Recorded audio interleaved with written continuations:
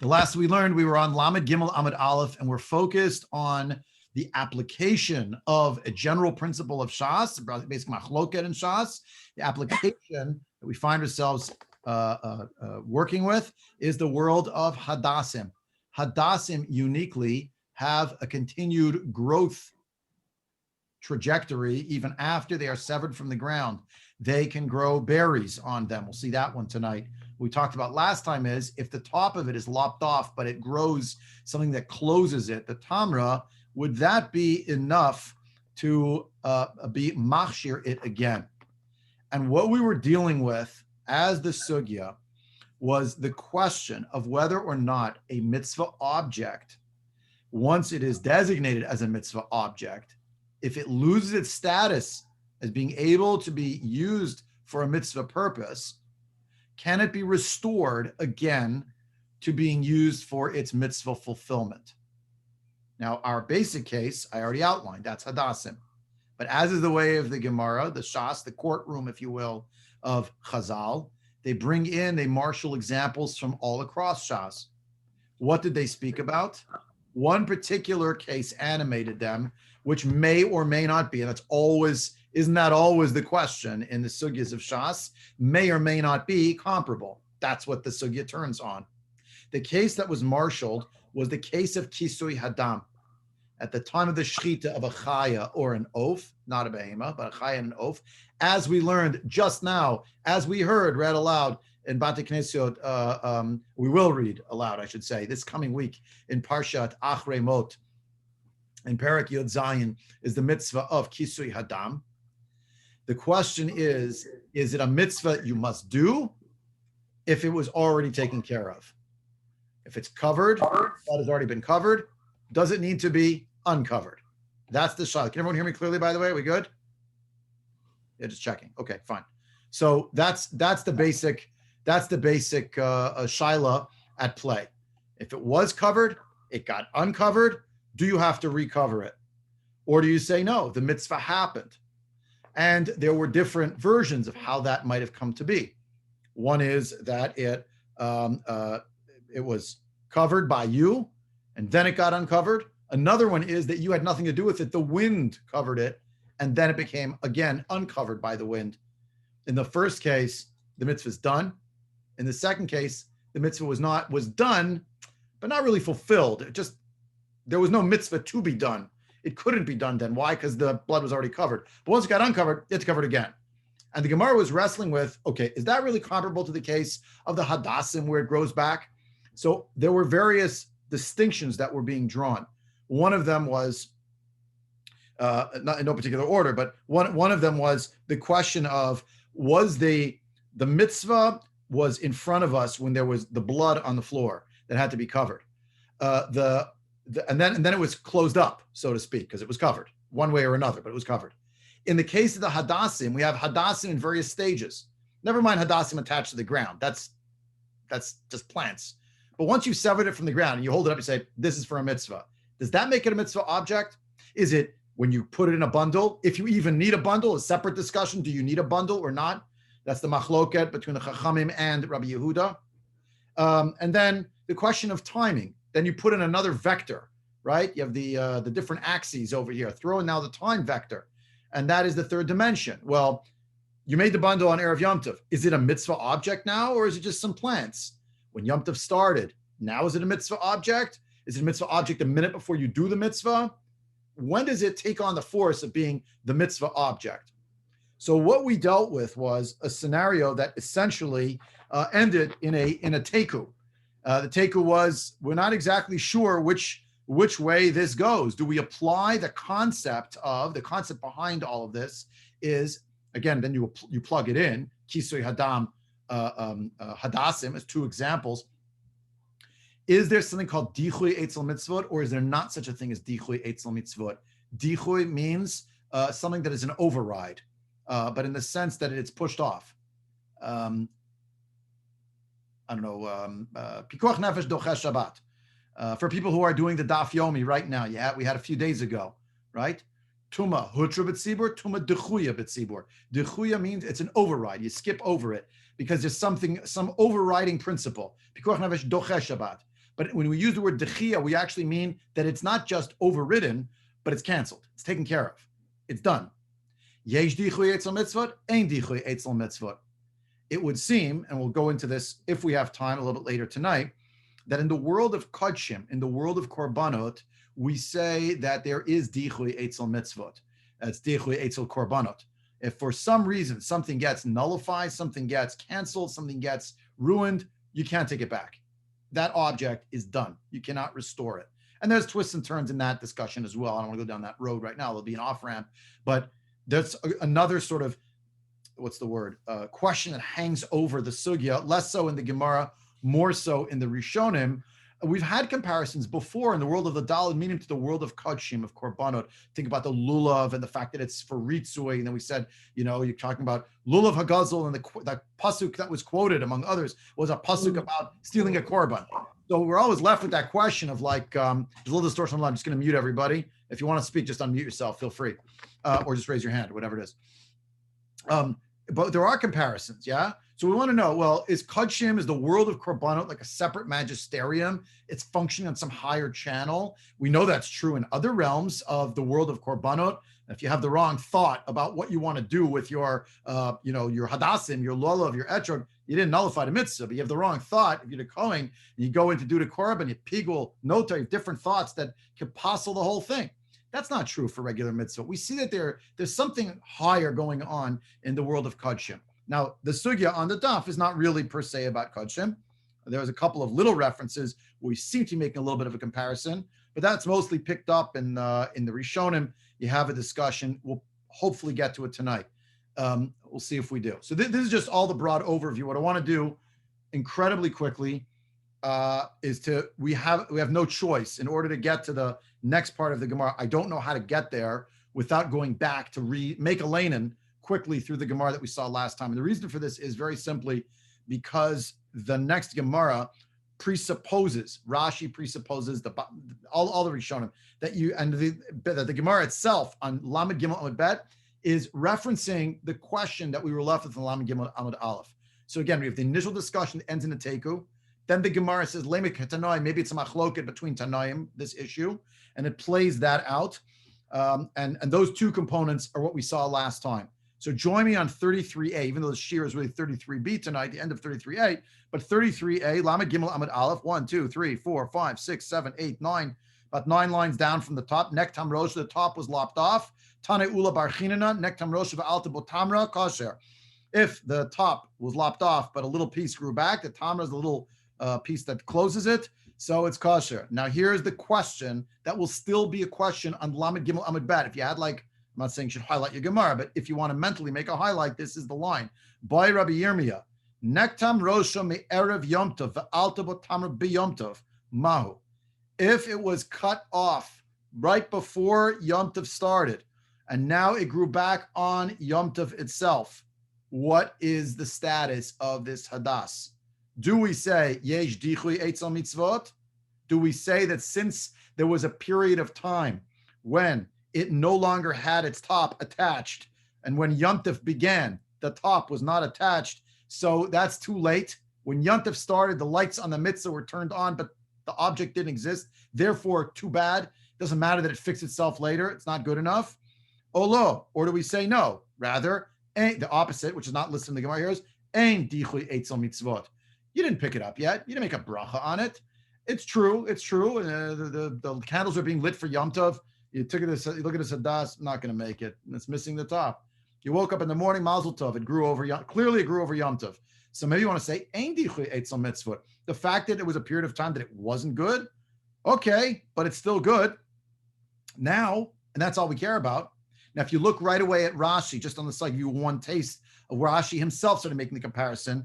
Dibur Hamadchil is 1, 2, 3, 4, 5, 6, 7. 7 lines down in the narrow lines of the Gemara. Rashi, Yesh Dichui Etzel Mitzvot, Rashi writes, Kilomar, Noheget Torah Dichui Etzel Mitzvot, Kishem, Shenoheget Etzel Korbanot. That's what I was talking about before. Just as it's true in the world of Korbanot, maybe you want to say it's true in the world of Mitzvot as well. The Imnira V'nidchet, Mishenishcheta, Amart Yidacheh, the two La Hadar Chazi. So if it once was an appropriate korban, meaning they led the animal in, it was fine. And then after it was shafted, something happened and it was nidchet, it became pasa for some reason. So we say that's too bad, but you can never return it. So hachanami, here too. Maybe the fact that it was kosher, lost its kashrut, Yontif started, that's too bad. You cannot fix it now. The Gemara here, Rashi wants us to know, has not yet clarified whether there's a distinction to be made here between something that was never good and then became good versus something that was nir'eh, it was appropriate, it was ra'ui, v'nidche, and then it became inappropriate. So in the first case, it was never good. It never had a period of kashrut as far as we're concerned, because the minute Yontif began, you could say there was nothing there, so it was a zero. Now, something came about. So maybe that's okay. Alternatively, maybe this case is really nireh. Before Yontif, you made, if in the case that, let's say you have to make a bundle, you made a bundle, you had a dar mitzvah, now it got lopped off. Now it was nireh was ra'ui, appropriate. V'nidchen was pushed off. So you know what? Too bad. Not going to work now. The high nektam erev Yontif, l'nireh ma'olam.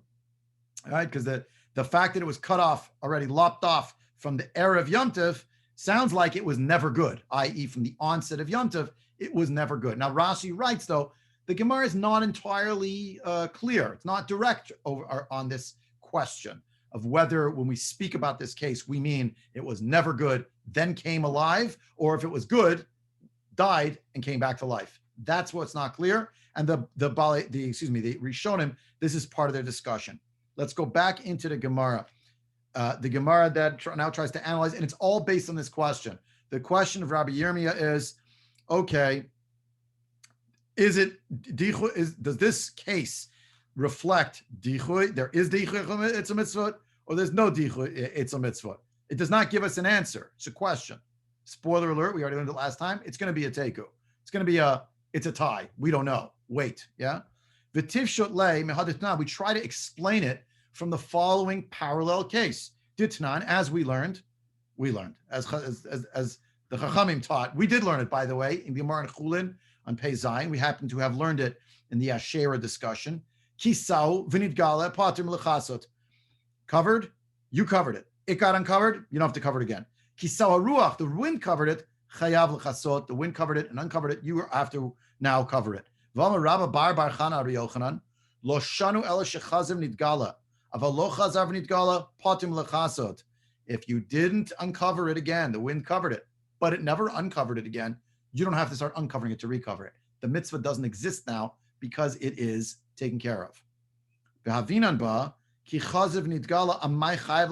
Gemara, so the analysis is, we question, when it got revealed, when it got uncovered, it's a very cumbersome way of saying it, but when it was uncovered again, it withdrew. The wind pushed away the dirt, the sand. Why do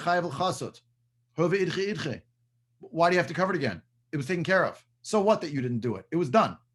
The Amar of Papa Zot Omeret Ein Dichui Etzel Mitzvot.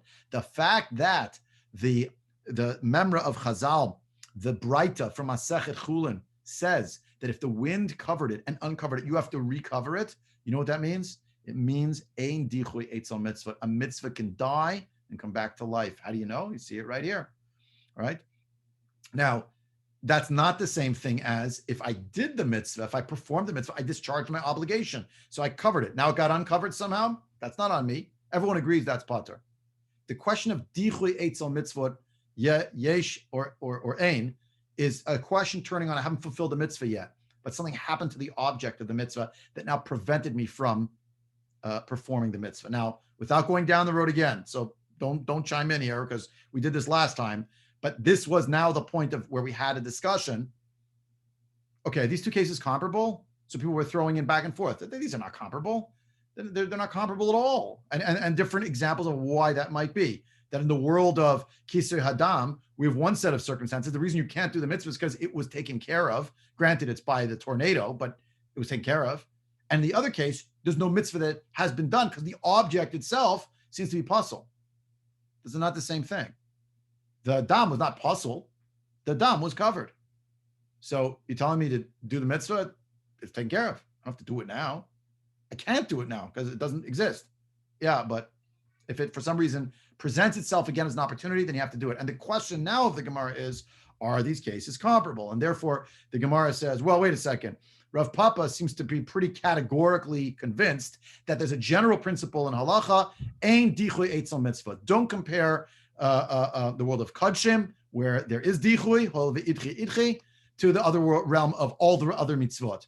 Kisui hadam, just like hadasim, he sounds like he's saying, across the board, I maintain ein dichui etzel mitzvot, it comes back to life. The Gemara says, Guf the Rav Papa, Gufim ebayale, mifshat pashitle. So, excuse me, there's a question asked on Rav Papa's statement. There's an analysis to be done, a question, a challenge to what he said. Is he sure? Option one, mifshat pashitle de ein dichui etzel mitzvot, loshna lekula v'noshla chumra. Is it obvious and apparent to him that it's a principled issue? There's no dichui etzel mitzvot. Doesn't matter if it's the kula, doesn't matter if it's the chumra. Or dilma, or maybe sfuke mesapka le chumra amrinan lekula la amrinan. Or maybe he's not sure. Maybe Rav Papa, when he made that statement, ein dichui etzel mitzvot, he meant it in a case where it is going to be lechumra. Why is it lechumra? Lechumra, it was covered by the wind. It got uncovered. You better do the mitzvah again. Lechumra. But in the world of the Hadas, where it was a beautiful object, and then it was not worthy to be used because the top was lopped off. So now the usage of the term ein dichui etzel mitzvot, are you going to apply it lekula? Lekula meaning, oh, it's kosher again? You can affirmatively fulfill the mitzvah? Are you going to say, no, we're not going to accept ein dichui mitzvot because we're not really sure what it is? That's the second option. Maybe Rav Papa wasn't so sure because we didn't find Rav Papa making the statement on the sugya of Hadas. He made it in the realm of Kisui Hadam. Why? Principled statement in Kisui Hadam that applies everywhere. It's a principle now. Or he thought it was true in Kisui Hadam, but you know why he's so quiet in the world of Hadassim? Simple, because he doesn't think you can apply it here. Gemara answers Teku. Teku, beautiful drasha. Tishbi Yataretz Kushut Vabayot. When the Tishbite arrives, Eliyahu Navi, Zachur Latov, he'll answer the question. Literally, the word Teku just means, okay, we're stuck. Stop. That's not the end of the Gemara, though. Now, part two of the Gemara is maybe there's an antecedent to this discussion. Antecedent in the generation of the Tanaim. Maybe the Tanaim already had this debate, and that's why there's not really a conclusive answer in the world of the Amoraim, because they neglected to reference the actual debate in the world of the Tanaim.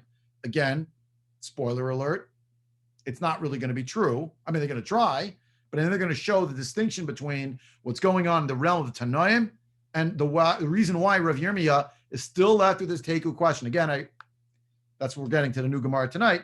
The new Gemara is all about trying to understand his question still. But Yesh Dichui, Ein Dichui, Etzel Mitzvot, particularly when it comes to the Dal Minim. Let me pause here for a minute. Questions, comments? We're still in the review phase over here. Are we good? Okay. Next. Lema Ketanoi. Maybe this is, again, bumping it up a notch to the antecedent of the layer of the Mishnah, of the Tanaim. Avar Veliktan Pasul. Right? This is way back in the first parak of the Gemara. I already quoted this memra. Lema Ketanoi. Avar Veliktan Pasul. David Rabbi Elazar ben Tzadok. If you took off the extra berries that grew on Yom Tov, that's pasul. You cannot do that. Not permissible. That's the position of Rabbi Elazar ben Tzadok. For Chachamim machshirin, the Chachamim over said it's kosher. They're not giving you license on Yom Tov to be picking the berries off. They're just saying if you did it already, you could use it because it is actually kosher. If you look at Rashi here, we got to see this Rashi because we're going to need it for Amabet in a few minutes. Avar Veliktan, Rashi. It's if you're looking for it, go straight across into Rashi from the Gemara line that we're up to. Go down about 7-8 lines. The first word on the line is Veliktan, and it's from the previous line, Avar Veliktan. Rashi. Avar Veliktan li'inve hadas. Inve, anavim, grapes, berries. the berries of the Hadas. There were more berries than there were leaves. That is a psul. Utanan hata miyatan kasher. Generally, we did learn in our Mishnah that if you remove the berries, that it actually makes the Hadas kosher again. It doesn't mean you can do it on Yantif. But on Yantif, you're not allowed to do it. We're talking about you did it before Yantif. You pick the Hadas and you look in your refrigerator and you see there's berries growing there before Yantif. So you pick them off. That's fine. But now Anya, the ve'ein matim biyantim mishum shvut, shidomim taking klimachshir. You're not allowed to fix any kind of an implement, a vessel, a utensil, because you're remachshir it. You're making it kosher. You're making it worthy to be used. And if you did pick it and you diminish the number of berries, it's going to be puzzle, as is explained further along, i.e., related to this idea. You're mataking it on Yom Tov. The Chamer Mashir. Go back now to the Gemara. Svarua de Kule Alma. The thinking is lulav ein sarich eged, that maybe both positions hold that really the lulav does not need a bundle per se. In other words, to the last minute, all the objects are separate from each other, so you just scoop them up. Vimtim salomar sarich eged le'alfina lulav misukka. And if you do hold that really the lulav does require an eged, meaning there's a requirement for it to be a bundle, maybe we're going to break the connection between lulav and sukkah. Lulav, unlike sukkah, does not have the requirement of tasavul min asui. In other words, I made the bundle, and then I look at my bundle and the hadasim have way too many berries, so I picked them off. Having picked off the berries, I fixed the bundle. Isn't that a problem, taslim and asui? Yes, it is, if you maintain that there's a parity between the world of sukkah and the world of lulav. But if you break it and say, no, taslim and asui is chag sukkot taseh lecha shivat yamim, that's for the world of sukkah. It doesn't say that for lulav. It just says lokachtem lachem. It's take them. It doesn't say you have to make them. So if the bundle's required, maybe that's what's going on here. And therefore we're saying, if you say you need an eged, so then the debate is whether lulav and sukkah, whether they're in the same category. So the Gemara right away tries to say, oh, you know what they're really arguing about? Maybe they're really arguing about whether there's Dichui Etzel Mitzvot or not. The Gemara rejects this idea. We do not hold that there's Dichui Etzel Mitzvot. The argument here with Rabbi Elazar ben Tzadok and the Chachamim is really about whether or not we connect lulav and sukkah. Mar savar yalfinan lulav misukah. We do learn lulav from sukkah. You need tasalim and asui as requirement. Mar savar lo yalfinan lulav misukah. And the other one holds the opposite. V'bite, and if you want, you could say as follows: Isfir lan lulav tzarich eged dukli amal yalfinan lulav misukah.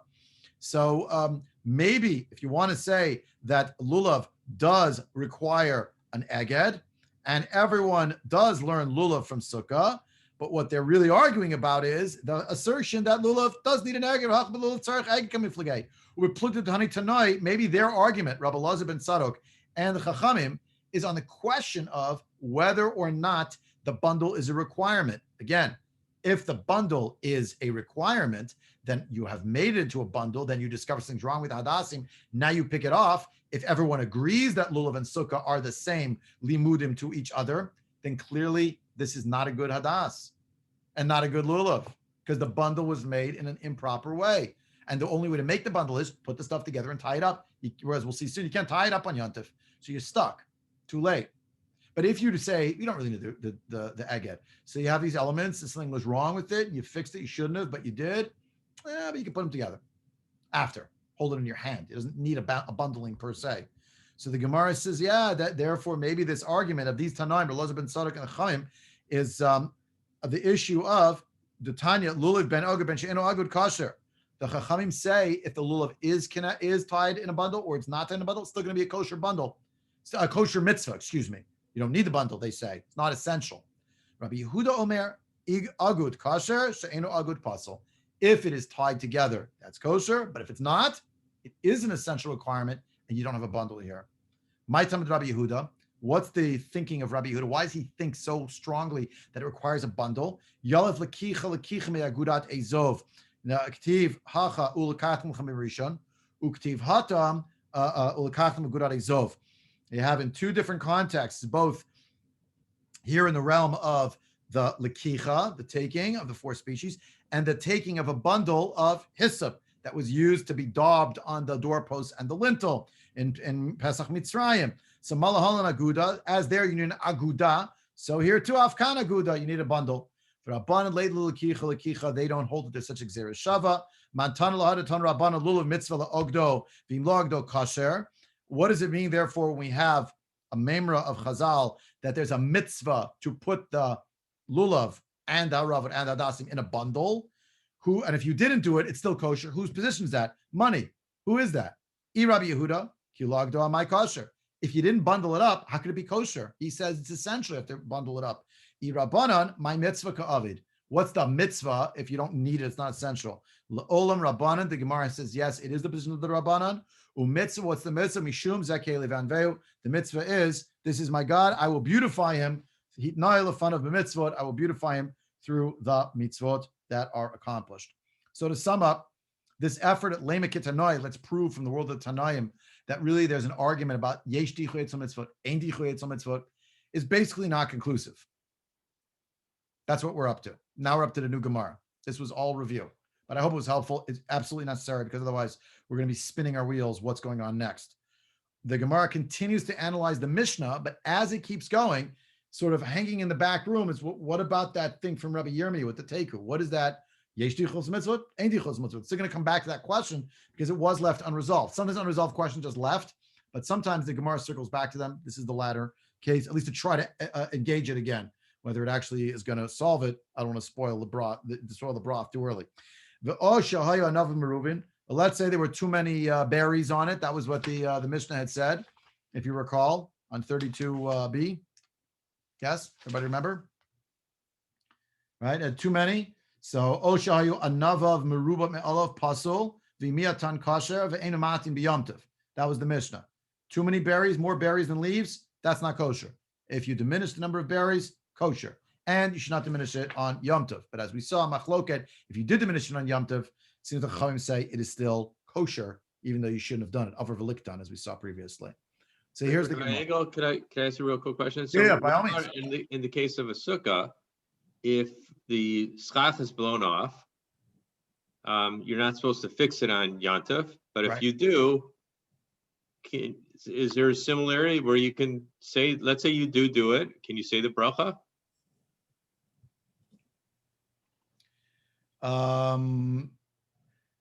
You shouldn't do it. If a non-Jew did it for you, that would be better. But I know you shouldn't do it. But let's say somebody did do it. Over and you built it, I think it is okay to make the bracha. But yeah, I think you could. Yeah. But it doesn't push it off forever because you fixed it. In that case. Yeah, that's correct. Right. To turn back a few pages, how does that fit where a Jew does it? Ein mitzvah l'davar avera.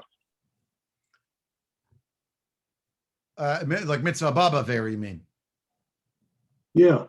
So remember we said mitzvah avera does not obtain when it comes to the sukkah. That's we said it's about being in the space. It's not the object. Right. Thank you. Yeah. Right. Let's go on to Gemara. Next line. Let's see. Oshe hayu anav merubin, says the Gemara. Amar Rav Chizda, davar zeh Rabbeinu hagadol amaro v'makom yiyeh be'ozro. Rav Chizda says this was spoken by my Rebbe, as Rashi points out. That was Rav. Rav, yeah. Yeah. So and Hashem should help him. Hashem should help him. Lo shanu el b'makom echad.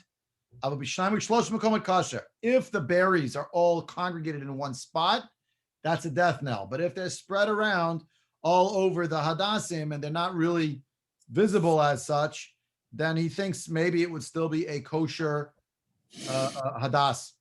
Even if they're more numerous than the leaves, even if the berries being spread around are still more numerous than the leaves, would it still be kosher according to Rav Chizda?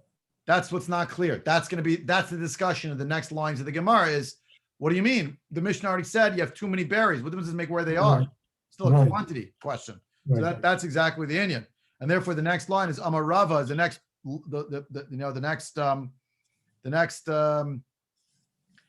the retort is from Rava, right? It actually says here, I'll just keep you one more minute on Amud Aleph, which is interesting.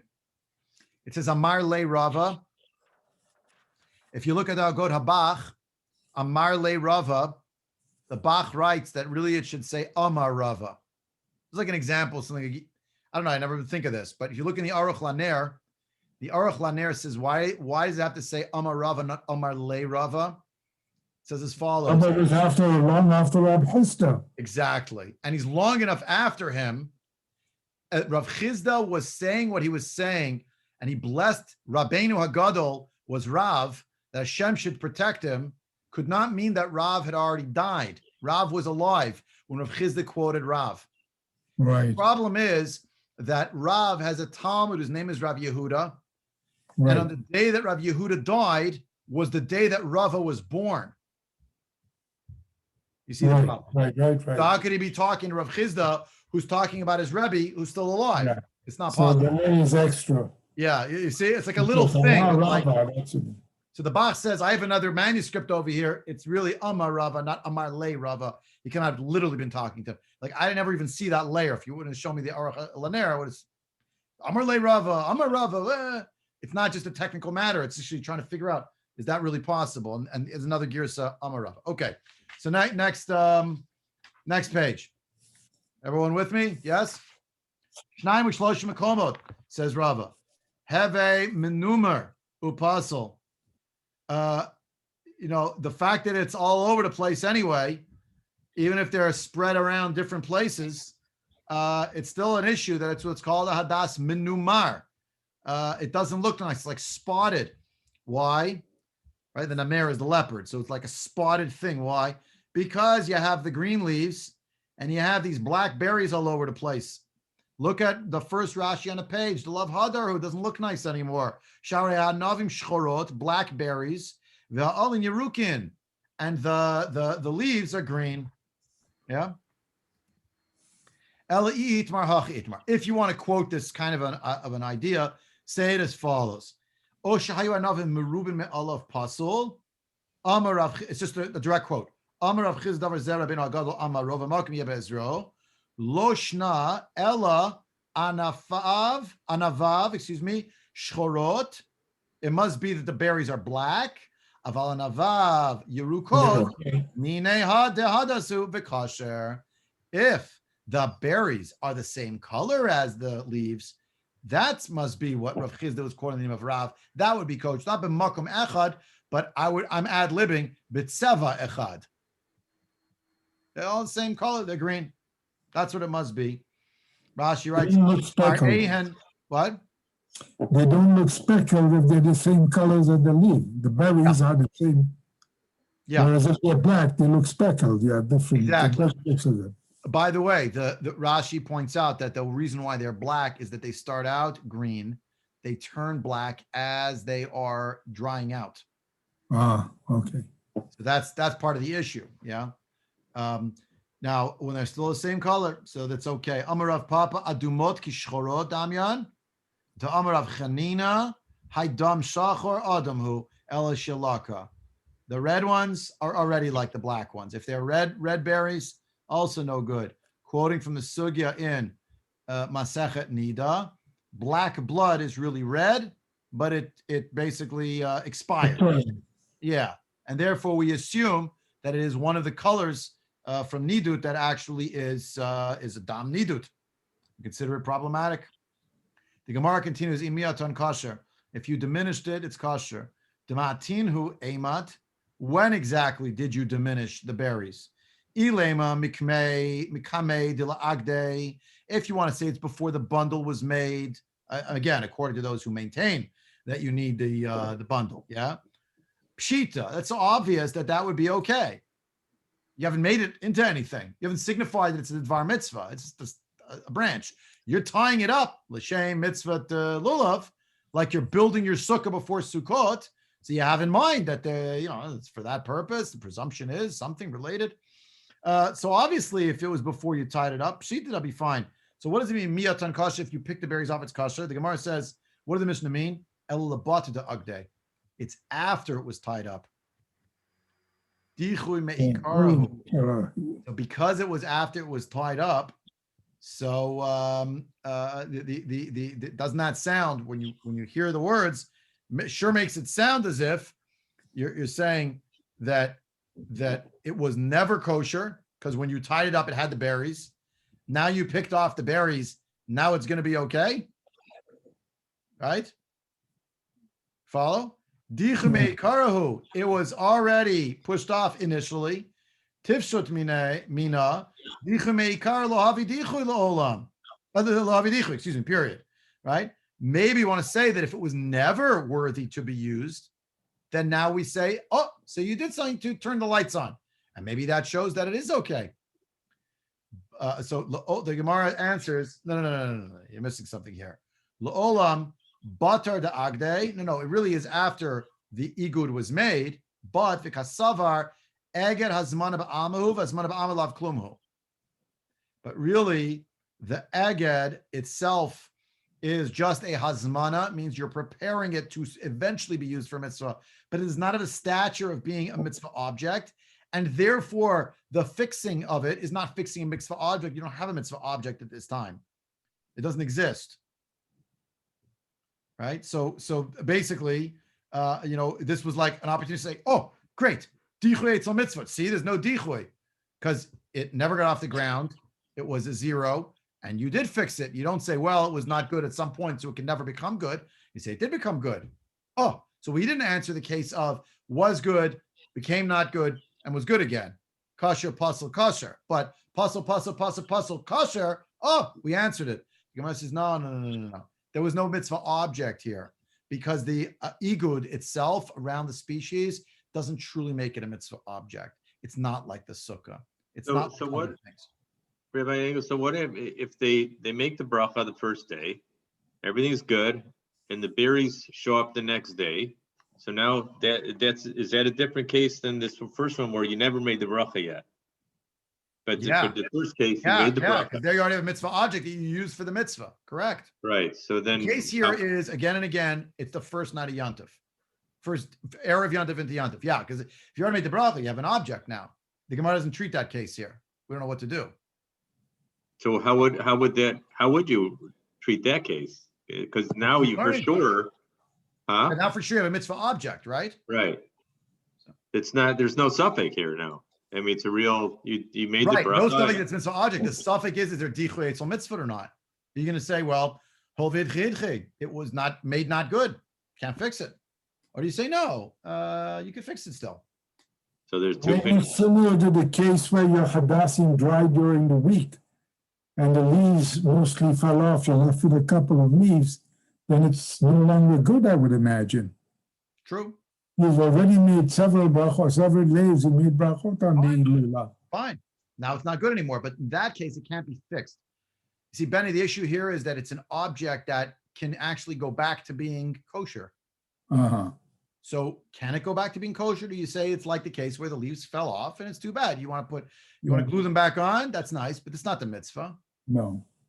Or do you say, no. It was suspended. It just couldn't be used temporarily, but it wasn't dead forever. And that's the question. The Gemara has been left here with a sort of a question. So now the Gemara analyzed the next piece. But again, the question hovering over it is again, can we answer that teku from before? The Gemara tries again. So that's a quote from the Mishnah. Ha'avar v'liktan mai kosher. Right? If you were over, you violated Yantif and you picked it. We saw already in Rashi. Maybe it shouldn't be good. According to Rebbe Elazar ben Tzadok, no. Chachamim say yes. They say, and we quote it, yeah, it's kosher. The ashchor emat. When exactly the berries turn black? Ilema the ashchor me'etmol dichu me'ikarahu. If you want to say that it was already black from before Yantif started, so then it was nivche, right? Initially, it was never a kosher mitzvah object, right? You woke up in the first morning, it's no good. Oh, let's learn from this case that if it was no good at the beginning and then it got good after, it became kosher for some reason. So the dichui meikara is not really a dichui. That when we debate yesh dichui mitzvah, ain't dichui mitzvah, we're only talking about a case probably where it was kosher treif, and then we want to know could it be kosher again. The Gemara says no. El alav To Ashra b'yamtiv, nira v'nidche hu, shmat mina nira v'nidche choz v'nira. So the Gemara says, no. You know what this case is? That it was already on Yom Tov when it turned black.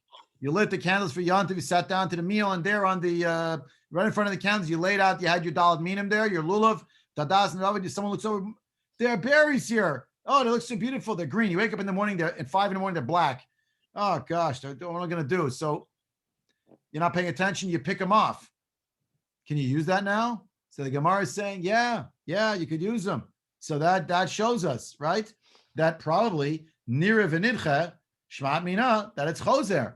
Ein Dichui Etzel Mitzvot. Yeah.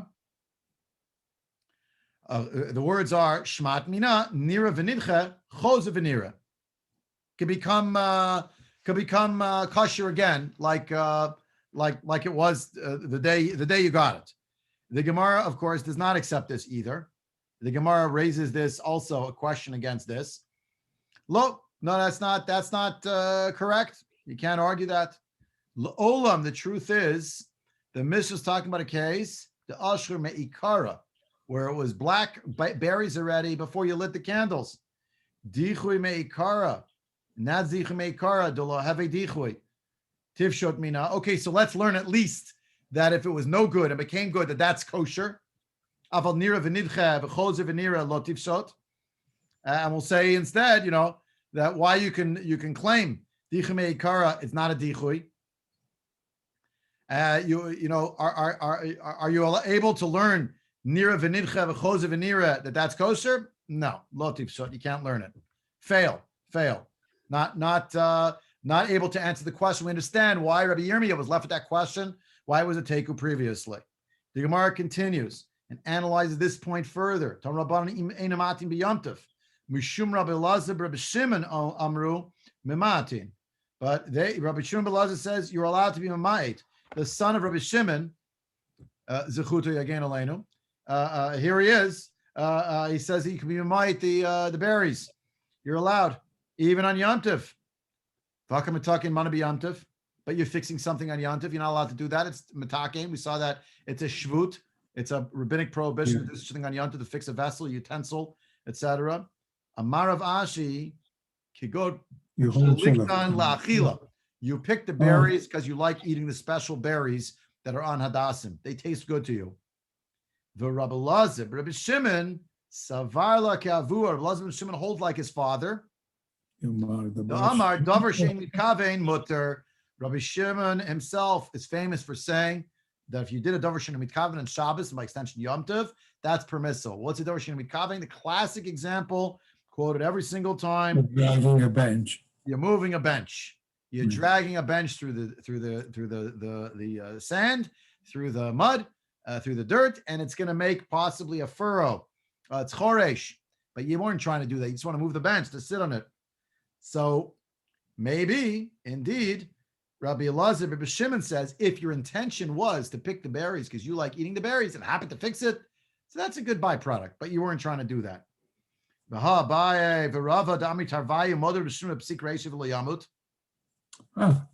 Abaye and Rava say they both agree, and they don't always agree, but they both agree that Rabbi Shimon himself concedes in the case of Psik Reishe. Remember, if you cut off the head of the chicken, will it not die? Question mark, exclamation point. It's not a question. It's rhetorical. It's obvious that is going to be the net result. Unlike a Davar Shein Mitkaven, I'm dragging the bench, maybe to make a furrow, maybe it won't make a furrow. In the world of Psik Reishe, even Rabbi Shimon says, that already, even if you're not intending it, it's an obvious and 100% predictable byproduct of your actions. So the Gemara answers, Hi Tana, what I skipped. The case is that you have another Hoshana. Remember, Hoshana is another word for the bundle, or Hoshana is another word for the Hadasim. Could be for any of them. Hoshana, because you wave it at that time. You had another one in the fridge. You just didn't want to take it out. Now you pick the berries, you like eating them, and you look at it again. Hey, it fixed it. You can leave it there. Because the truth is, if you wanted to, you could have just switched it out. Therefore, the fact that it's part of the bundle was not essential to the bundle because there was a replacement available. Now your usage of that Hadas that you fixed was not a Psik Reishe in as much as you weren't intending when you did it. You were doing it to eat. and you had an alternative at the ready all the time. Tana Rabbanan, last piece for the rest of this Gemara. Tana Rabbanan huter egdo b'yomtiv. If you if the tie was unraveled in yomtiv, Larry, see your hand. Give me 2 more minutes. Just want to finish this. I'm in the middle of a flow here. This is the finish, but hold your question, please. Don't forget it. Tana Rabbanan huter egdo b'yomtiv. Ogdo ka'aguda shel yerak. You can tie it up in the way that you tie up vegetables. What's that? You wrap it around, Rashi says, and you take the last end and you put it in the wraparound. That's all. Very simple. Va'amai li'anve me'anev. Why don't you tie it with a bow, one bow? Not considered a kesher shekayama. Hamani Rabbi Yehuda. No, this statement that why you need a good shayarak is because it follows Rabbi Yehuda. Damar aniva kshira malaitahi. He holds that an aniva, that a bow, is in fact a proper kesher shekayama. And I'll do that on Yom Tov. So Rabbi Yehuda eged malaita by. If it's following Rabbi Yehuda, so you need a proper eged. Why do you say that you could just wrap around, and the last little piece of the string you were using, not the string, the piece of the lulav you're using, is stick it in. So Rabbi Yehuda, eged by, he needs that. So no, Hai Tana, the one who taught this, Savala Kavatei B'chada, Upalaga B'chada. The one who says this holds like Rabbi Yehuda that a tie of a bow would be a kesher kayama. That's not good. But he doesn't agree with Rabbi Yehuda that if you stuck it in like a Oguda Shayarak and you wrap it and stick it in, that wouldn't be good. He thinks it would be good. End of the Gemara. Larry, over to you. Is Lakita permissible on Shabbos and Yom Tov? Is Lakita like picking off the berries?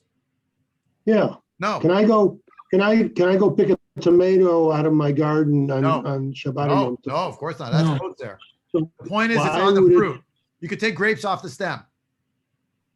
Ah, Just get disconnected from the ground. okay. Yeah. All right. I mean, you can take grapes off the stem if you're going to eat them right away. Can't take grapes off the stem on Friday night for use at Shalashudas. Well, that's a different issue. Yeah, but I'm just saying, I'm pointing out while we're on the subject. So what you see here is actually that this Gemara did not actually find a resolution for the question of, is there Dichui Etzel Mitzvot, Yesh Dichui Etzel Mitzvot, Ein Dichui Etzel Mitzvot. What I had prepared, which of course now we will never see tonight, was to see a few pieces about the concept of Dichui Etzel Mitzvot, to try to come to some resolution about it, both in terms of trying to understand the question better vis-a-vis the world of Kodshim, the approach of Rashi, that the Dichui actually from the moment of the tying up, and the question of whether there's something called Dichui before Sukkot begins. Like, is there an object? We basically said there isn't, right? And just to kind of understand it in general about the distinction between the Dichui Me'ikaru when it comes to mitzvahs, or the Nira V'nidche case where it was feasible to use, appropriate, worthy, and then it fell to pieces. So I wanted to see that, and I guess we'll have to, that will be for our shir for next week. But just to consider, we just did sort of the groundwork of everything here. I will not review the Gemara next time, so I hope if you want to review, you review the shir, so that we can get right into it, to look at some of the Rishonim, and to see a piece from the Harei Kedem as well on this subject. So Ad Khan for tonight. I wish everyone get to know again next week on Wednesday night. Then the link that I sent tonight is in fact the link for every shir. So find it in your email.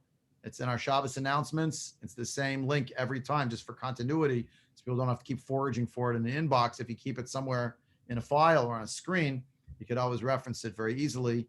And we will meet again, God willing, next week, Wednesday night for next week as well. Again, just as a one-time thing. But as I said, I have the special event on the Monday night, and then we will go back, God willing, to Monday nights. I'm hopeful. Ad Khan for tonight.